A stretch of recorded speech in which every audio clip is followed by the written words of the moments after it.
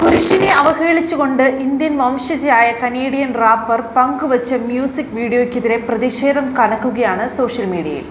Genesis Yasmin Mohanraj എന്ന ടോമി ജെനസിസിന്റെ സംഗീത ആൽബത്തിനെതിരെയാണ് പ്രതിഷേധം ശക്തമായിരിക്കുന്നത്.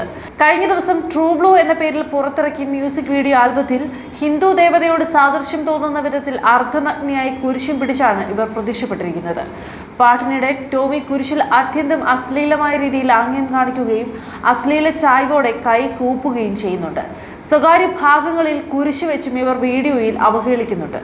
വിശ്വാസ അവഹേളനം നടത്തി കാഴ്ചക്കാരെ കൂട്ടാനുള്ള ഗായികയുടെ തരം താണ ശ്രമമാണിതെന്ന് വിലയിരുത്തപ്പെടുന്നു.